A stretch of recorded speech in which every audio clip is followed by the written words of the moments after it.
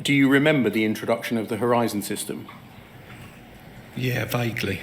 I think it was around 99, 2000-ish. That's right. Yeah. Did you receive any training when it was introduced as to the operation of the Horizon system? Not that I can recall. I think we went on a very brief kind of introduction, but it wasn't thorough training on everything, no. That sounds somewhat similar to training that other people alluded to during their witness statements, which is like some kind of one-day shadowing of somebody using Horizon, which doesn't actually seem like training nor sufficient. I mean, it would be the case that they wouldn't actually need to be fully trained on how to use Horizon, but if they're using data from it as part of an investigation, having an understanding how that data is generated, any potential issues there could be, and how to audit data from Horizon would certainly be useful. It's whether anyone had that actual information to hand at the post office at the time to be able to train anybody. And you say you think you went on a very brief introduction. Was that sort of in a branch, in an office somewhere, to see how the counter works? Yeah, exactly that, yeah. I mean, the operation of the cash accounts and the balancing essentially was the same, but on a computer. So, yeah. The training wasn't sort of thorough. It was a brief overview, as you say. Well, there we go. There's an admission that the training, in his opinion, and he's a senior post office manager, is not thorough by any stretch, which kind of confirms what we were thinking in not only previous testimony, but also this one, that the training seems to be woefully inadequate for the roles that they're expected to fulfill and the responsibilities that they have. And was that sort of a half day, a day, or longer? Probably a half day, I would say, but I genuinely can't remember. Okay.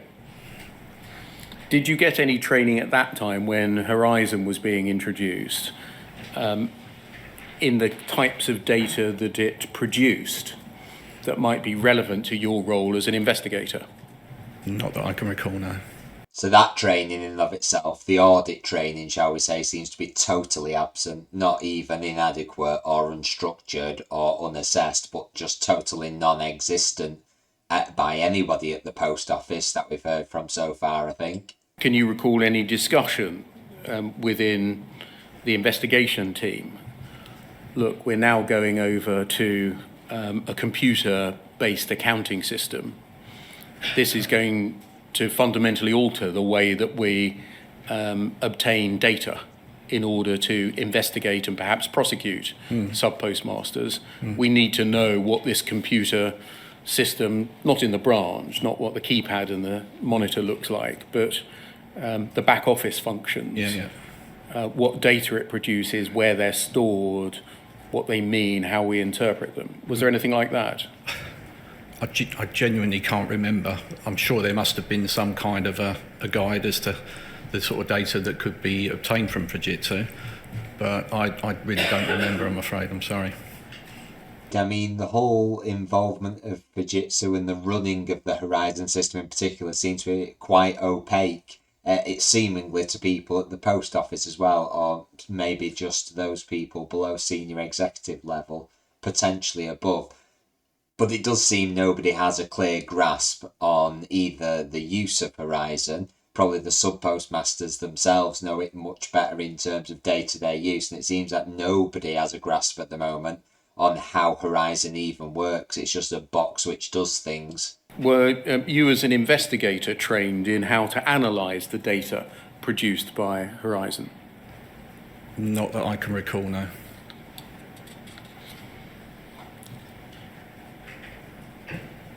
Whose function was it when Horizon was introduced, bearing in mind that we're, in your case as an investigator, talking about a 1 or 2 year period, either 2000 or 2001 essentially. Whose function was it to analyse the data that Horizon produced? The investigator.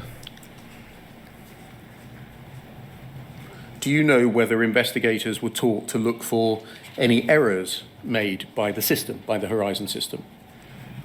Not that I can recall, no. Was the potential for the system to make errors something that was identified when it was introduced? to you as an investigator? No, it wasn't, no. In what way, if any, did the investigation team's investigation processes and practices change after the introduction of Horizon?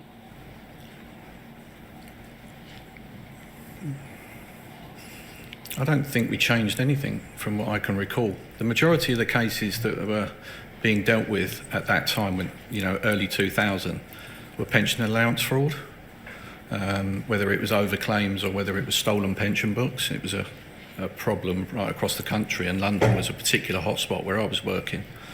So the Horizon data was actually very useful for that, because it provided us with more information than we used to get from manual balancing. So Horizon transaction logs would identify a user ID who'd processed the transaction and the time, which was very helpful. In terms of, as I say, other changes, I can't recall, to be honest. I mean, that would be shocking. An absolute fundamental change to the way post offices up and down and across the country operate, from a paper-based system to a fully computerised accounting, bookkeeping, point of sale system, and no investigative processes change, even though the data's from a totally different source. There's now a computer system at play. Nobody really understands how it works. It seems like literally whatever the system spits out, not only are we not able to question it because we don't have the requisite knowledge and skills to do that, we're not asking the questions we need of people who may be able to answer that. And on that basis, we are using fundamentally the the processes that we've always used for investigation, which have now clearly been shown to fall flat on their face, given everything we know about the cases involving Horizon data now. That species of investigation is not something that the inquiry is looking at, as you know. Yeah. But that species of investigation is something that relied on the reliability of the Horizon data too. Mm-hmm. Is that right? Yeah, that's correct, yeah. Were you or members of the investigation team around you informed of issues or problems that had arisen in the course of the testing, acceptance phase, and then the rollout of Horizon? No. And we've seen that Fujitsu are aware of these issues. We've seen government in the late 90s, so around a similar time, aware of these issues. Presumably senior post office management would have been aware of these issues. So if they genuinely believe that there actually wasn't a fundamental issue with that Horizon and it was robust, why would you be bothered about sharing this with the investigation teams that you're charging with using this system in an audit capacity to understand whether somebody has committed a crime or not? That's absolutely baffling. Were you told about any measures that had been put in place to monitor the continuation of such errors and the rectification of them? Not that I can recall, no. You told us that you don't recall dealing with a case involving Horizon, is that right? Yeah, not that I can recall, no. I may well have done, but I can't remember. And when you say that, do you mean involving a sub-postmaster? Yeah, sub-postmaster. I dealt with... what about the pension book fraud? Yeah. You must have been dealing with those. Yeah. Oh, yeah, absolutely. And again, as we've said, that would... the investigation of that would involve consideration of data produced by Horizon. Yes, it would, yeah. And were you at this stage told of any bugs, errors or defects in Horizon that might affect the reliability of the data that it produced? No, we weren't.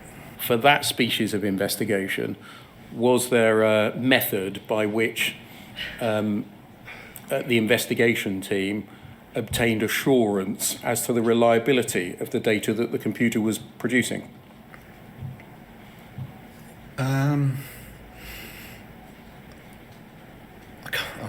I can't remember. I really can't. It's that far back.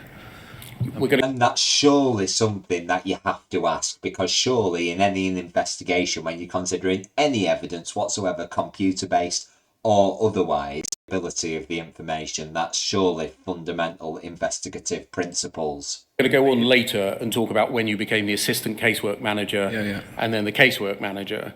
about getting ARQ data and getting witness statements from Fujitsu back in 99, 2000 and 2001 when you were an investigator. Was there that facility available then? Yeah, I genuinely cannot remember that far back. Were there team meetings amongst the investigators? Yeah, we would have team meetings. Where were you based? I was based in Croydon, so I was part of the South East Regional team. And were all of the investigators within that regional team based there? No, they were dotted around. There was, I think our regional office at that point was down in Tunbridge Wells, and there were investigators within the South East Regional team based in Twickenham as well. I can't remember it anywhere else. There may have been other people located. I mean, investigators were located, all over.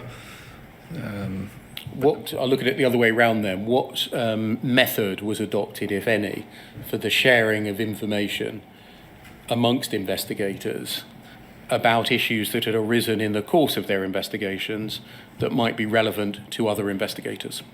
Well, team meetings they weren't scheduled all the time. I mean, we'd have probably monthly meetings, maybe bi-monthly. And you said they weren't scheduled. No. So does that mean they were arranged ad hoc? Probably, yeah. What method, if any, then was there for sharing information about relevant issues, cross-cutting issues that applied or might apply across investigations? By way of circular, I think. That would come from one of the managers in the team, probably the policy and standards manager. If there were particular issues that were relevant for everybody that needed to know about, a circular would be drafted up and sent out to everybody. Even without the circulars, I guess he's already confirmed that they did have ways of sharing other information related to the role, namely the intranet that he mentioned. So they did have things in place, but these circulars, it would be interesting to know how many, if any, of circulars were sent relating to Horizon, presumably from what Graham Ward is saying and others have said here about them not being aware of issues at this time. Presumably that means that number is 0, because it's either that they've not been sent or they've been ignored. And would that be about law and policy and practice? Yeah. I'm thinking about issues, concerns, or facts. I've found this in my investigation. When you try and get a witness statement out of Fujitsu, it's a bit difficult to get one, or you have to run around a bit, or there's not a clear process, or I found that this kind of data is not sufficient for the conduct of my investigation. You want to ask them for this, or this person at Fujitsu is really helpful, or get somebody else in post office involved further up the chain. They might help you to get this data. That kind of thing. Did that occur? I couldn't give you a specific example, but I'm sure it would have happened, yeah. But it's not that memorable. So, I mean, it seems a bit like the training's ad hoc, the processes are ad hoc, and then maybe that there's not even any lessons being learned, and almost investigation teams are almost acting like silos, which again is bad for any organisation or business. You need to not only be upfront and honest about your mistakes as well as your successes, but share these so people are aware, which could have improved the investigation capability and performance of the team at the post office, as it does for other organisations. Who was your line manager at this time? So 99, 2000, 2001? As an investigator, my line manager was either Aileen Sobel, until she left. I can't remember when she left, and then Ray Pratt took over.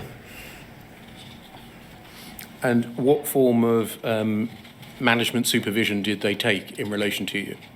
So we would have one-to-ones, and working in the same office, we would obviously chat regularly, but yeah, one-to-ones would be the formal supervision, and they would be monthly.